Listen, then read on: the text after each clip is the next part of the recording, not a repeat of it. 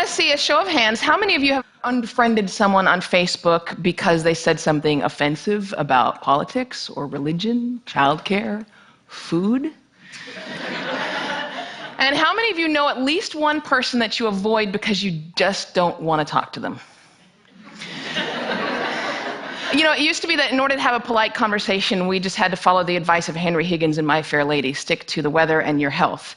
But these days, with climate change and anti-vaxxing, those subjects are not safe either. So this world that we live in, this world in which every conversation has the potential to devolve into an argument, where our politicians can't speak to one another, and where even the most trivial of issues have someone fighting both passionately for it and against it, it's not normal. Pew Research did a study of 10,000 American adults, and they found that at this moment we are more polarized, we are more divided than we ever have been in history. We're less likely to compromise, which means we're not listening to each other, and we make decisions about where to live, who to marry, and even who our friends are going to be based on what we already believe. Again, that means we're not listening to each other. A conversation requires a balance between talking and listening, and somewhere along the way we lost that balance. Now, part of that is due to technology, the smartphones that you all either have in your hands or close enough that you could grab them really quickly. According to Pew Research, about a third of American teenagers send more than 100 texts a day. And many of them, almost most of them, are more likely to text their friends than they are to talk to them face to face. There's this great piece in The Atlantic. It was written by a high school teacher named Paul Barnwell. And he gave his kids a communication project. He wanted to teach them how to speak on a specific subject without using notes. And he said this: I came to realize that conversational competence might be the single most overlooked skill we fail to teach. Kids spend hours each day engaging with ideas and each other through screens, but rarely do they have an opportunity to hone their interpersonal communication skills. It might sound like a funny question, but we have to ask ourselves, is there any 21st century skill more important than being able to sustain coherent, confident conversation?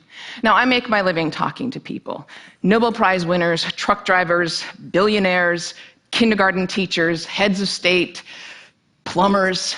I talk to people that I like, I talk to people that I don't like, I talk to some people that I disagree with deeply on a personal level, but I still have a great conversation with them. So I'd like to spend the next 10 minutes or so teaching you how to talk and how to listen. Many of you have already heard a lot of advice on this, things like look the person in the eye, think of interesting topics to discuss in advance, nod and smile to show that you're paying attention. Repeat back what you just heard or summarize it. So I want you to forget all of that. It is crap. There is no reason to learn how to show you're paying attention if you are, in fact, paying attention.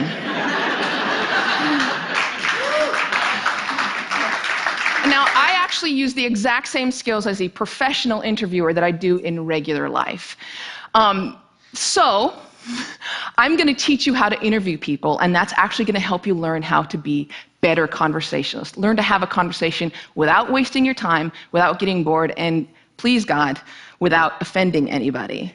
We've all had really great conversations. We've had them before. We know what it's like. The kind of conversation where you walk away feeling engaged and inspired, or where you feel like you've made a real connection, or you've been perfectly understood. There is no reason why most of your interactions can't be like that. So I have 10 basic rules. I'm going to walk you through all of them, but honestly, if you just choose one of them and master it, you're already going to enjoy better conversations. Number 1, don't multitask. And I don't mean just set down your cell phone or your tablet or your car keys or whatever's in your hand. I mean, be present. Be in that moment. Don't be thinking about your argument you have with your boss. Don't be thinking about what you're going to have for dinner. If you want to get out of the conversation, get out of the conversation. But don't be half in it and half out of it. Number 2, don't pontificate. If you want to just state your opinion without any opportunity for response or argument or pushback or growth, write a blog. No, there's a really good reason why I don't allow pundits on my show, because they're really boring. If they're a conservative, they're going to hate Obama and food stamps and abortion. If they're a liberal, they're going to hate big banks and oil corporations and Dick Cheney. Totally predictable. And you don't want to be like that. You need to enter every conversation assuming that you have something to learn. The famed therapist Eb Scott Peck said that true listening requires a setting aside of oneself. And sometimes that means setting aside your personal opinion. He said that sensing this acceptance, the speaker will become less and less vulnerable and more likely to open up the inner recesses of his or her mind to the listener. Again, assume that you have something to learn. Bill Nye, everyone you will ever meet knows something that you don't. I put it this way: everybody is an expert in something. Number 3, use open-ended questions. In this case, take a cue from journalists. Start your questions with who, what, where, when, why, or how.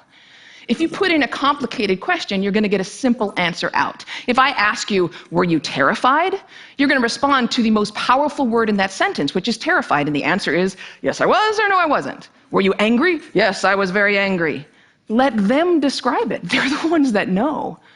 Try asking them things like, what was that like? How did that feel?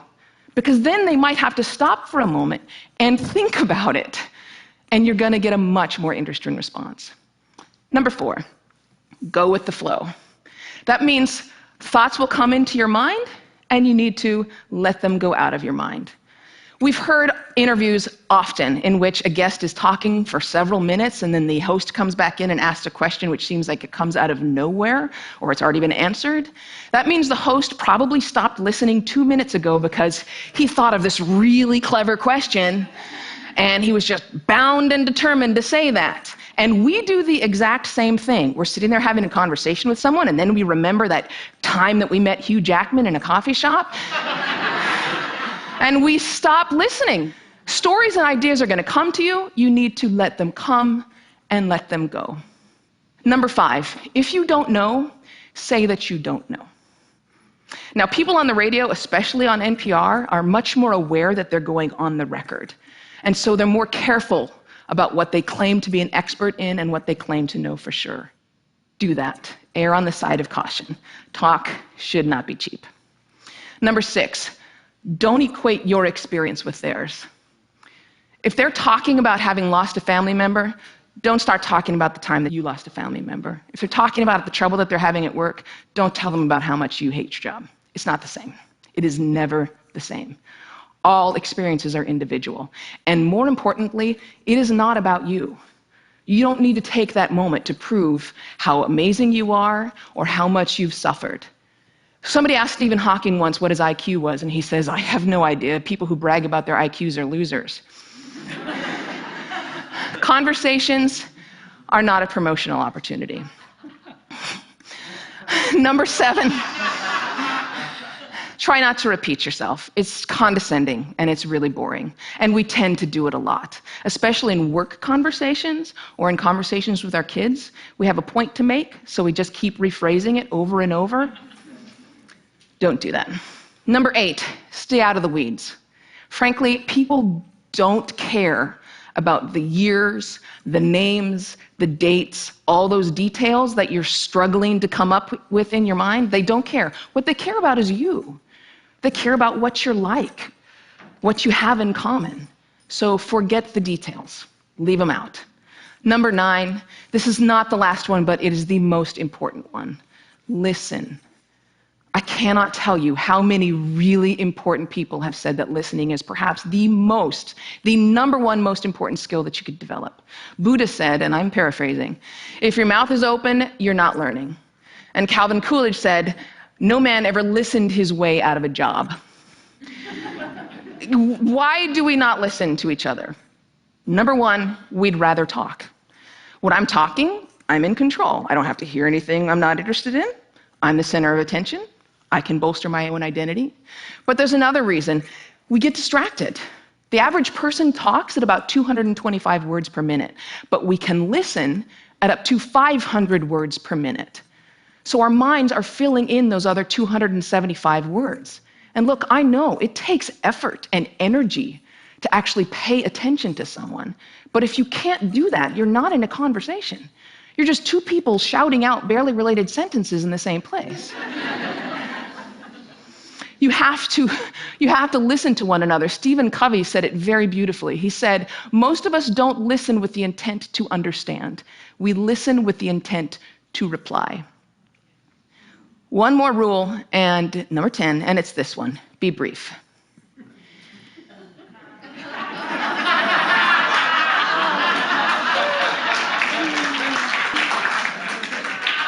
All of this boils down to the same basic concept, and it is this one: be interested in other people. You know, I grew up with a very famous grandfather, and there was kind of a ritual in my home. People would come over to talk to my grandparents, and after they would leave, my mother would come over to us and she'd say, "Do you know who that was? She was the runner-up to Miss America. He was the mayor of Sacramento. She won a Pulitzer Prize. He's a Russian ballet dancer." And I kind of grew up assuming everyone has some hidden amazing thing about them. And honestly, I think it's what makes me a better host. I keep my mouth shut as often as I possibly can. I keep my mind open, and I'm always prepared to be amazed, and I'm never disappointed. You do the same thing. Go out, talk to people, listen to people, and most importantly, be prepared to be amazed. Thanks.